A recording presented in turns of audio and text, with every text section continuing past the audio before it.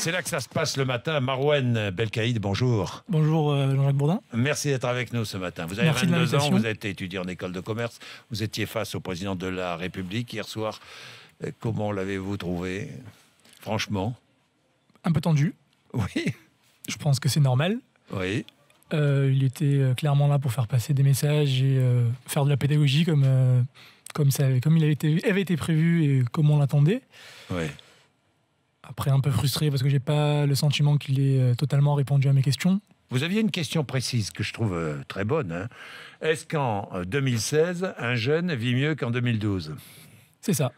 Parce oui. qu'il y a récemment un rapport qui est sorti qui montre que les jeunes, donc la génération qu'on appelle la génération Y, vit moins bien que la moyenne des Français. Oui. Et c'est une première depuis très longtemps.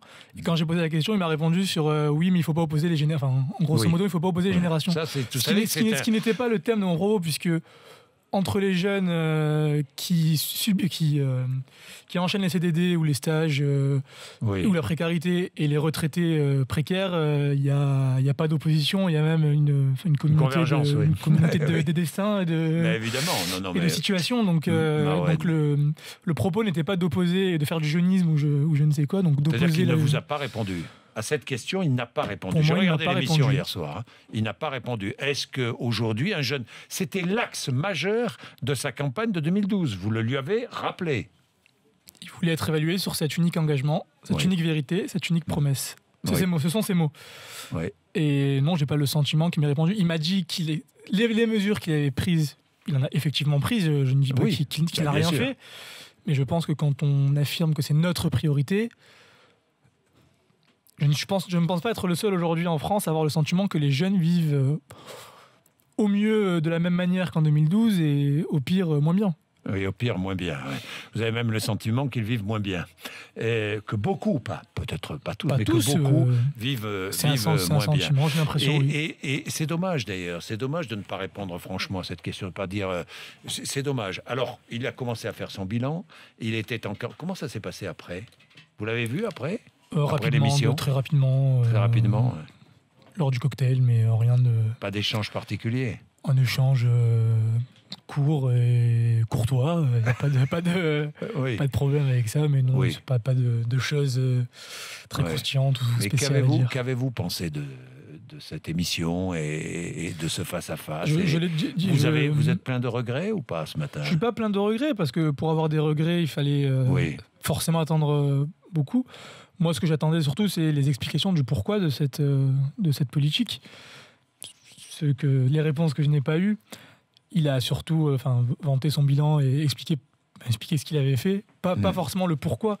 Et c'est un peu ce que j'attendais. Donc oui, s'il y a un regret, c'est celui-là. La France va mieux, Marouane? En fait, ce qui m'a marqué, c'est le décalage. Oui.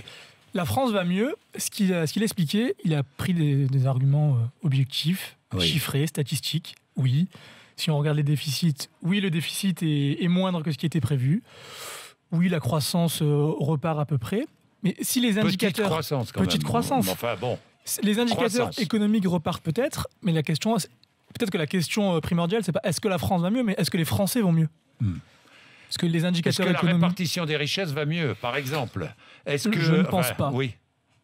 Je ne pense pas. Et quand l'auditrice disait que c'était quelqu'un d'honnête et d'intègre, pour moi, il a quasiment respecté son programme sur pas grand-chose.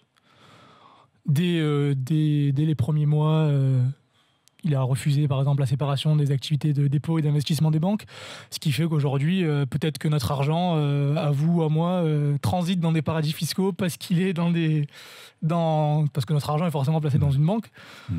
Donc, moi, quand j'ai élu François Hollande, je n'ai pas la sensation qu'il ait appliqué le programme et pour lequel j'avais voté et la posture qu'il avait. Vous voteriez pour lui? Non. Non? Non. Là, c'est catégorique. Oui. Quoi qu'il arrive. Quoi qu'il arrive. Merci Marouane d'être venu nous voir ce matin.